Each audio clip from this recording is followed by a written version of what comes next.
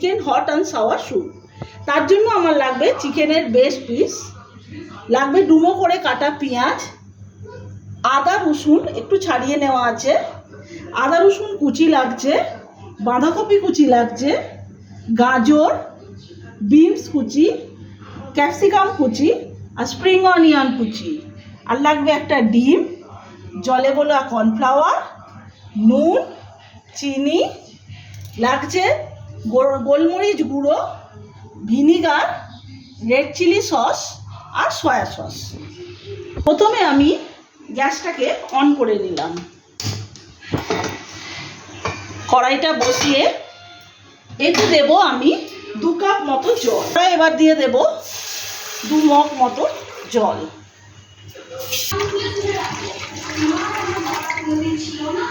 এবার এর মধ্যে দিয়ে দেব গোটা পেঁয়াজ ডুমো করে যেগুলো কেটে রেখেছিলাম, আর আদা রসুনের গোটা গোটা যেগুলো কেটে রেখেছিলাম, আর দেব চিকেনের এই যে বেস্ট পিসগুলো, এগুলো দিয়ে আমি 30 মিনিটের মতো ঢাকা দিয়ে সেদ্ধ করব।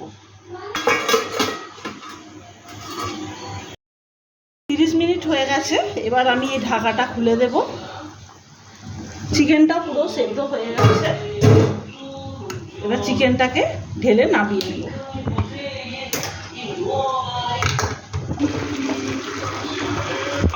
চিকেনটা ঢেলে নিয়েছি, এবার ঠান্ডা হলে চিকেনটাকে আস্তে আস্তে করে সেরেট চিকেনের মতো করে ছাড়িয়ে নেব।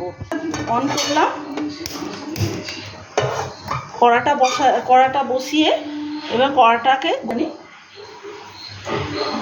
কড়া গরম হয়ে গেছে, এবার অল্প করে তেল দেব।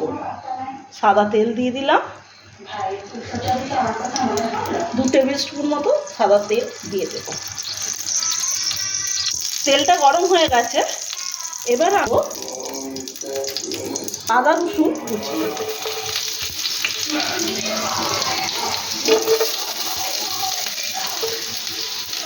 আদা রসুনটাকে একটুখানি ভাজা ভাজা করে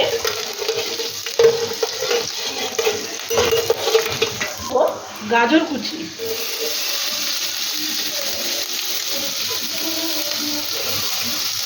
তারপর দেব বিনস কুচি, একে একে তারপর সবই সবজি দিয়ে দিচ্ছি।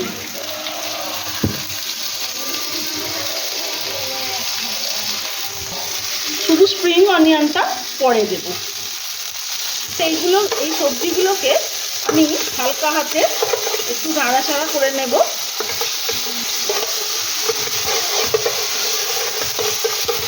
এবার এর মধ্যে আমি দিয়ে দেবো অল্প করে নুন।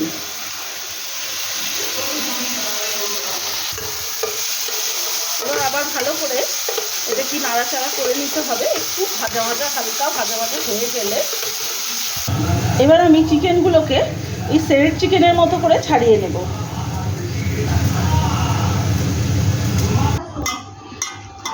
চিকেনগুলোকে এইভাবে টুকরো করে নিলাম। এবার এই সবজিগুলো ভাজা হয়ে গেছে, এবার আমি এই চিকেনগুলো এর মধ্যে দিয়ে দেব।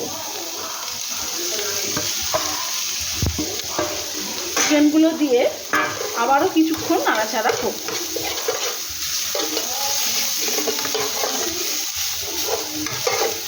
এবার আমি এর মধ্যে দেব খুব সামান্য পরিমাণে, একটু স্বাদটাকে ব্যালেন্স করার জন্য একটু চিনি আর অল্প নুন,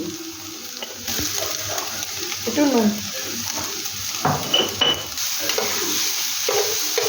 এরপর আমি এই চিকেন স্টকটা দিয়ে দেব।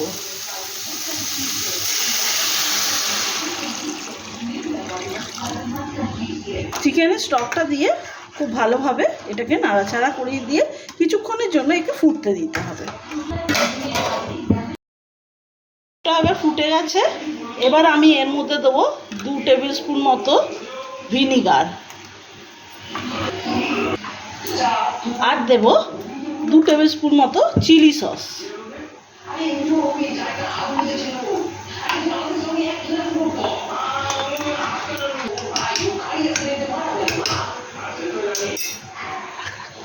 এবার দেব গোলমরিচের গুঁড়ো, কিছুটা গোলমরিচের গুঁড়ো দিয়ে দেবো।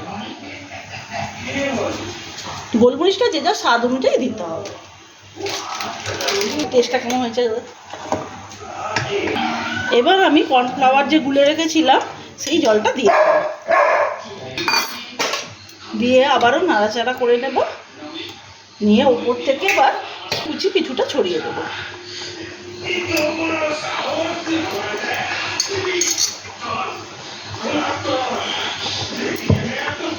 স্প্রিং অনিয়নটাকে খুব ভালো করে মিশিয়ে নেব।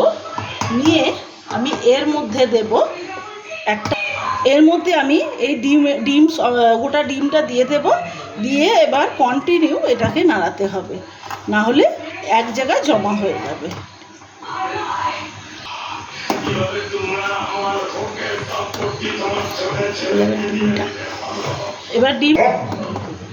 এবার ডিমটাকে ভালো করে এর মধ্যে মিশিয়ে নেব, তাহলেই তৈরি হয়ে যাবে chicken hot and sour.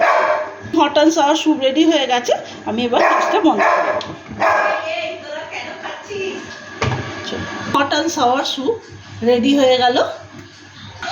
Spring অনিয়নটাকে ওপর থেকে ছড়িয়ে দিলাম, chicken hot and sour soup ready হয়ে গেল।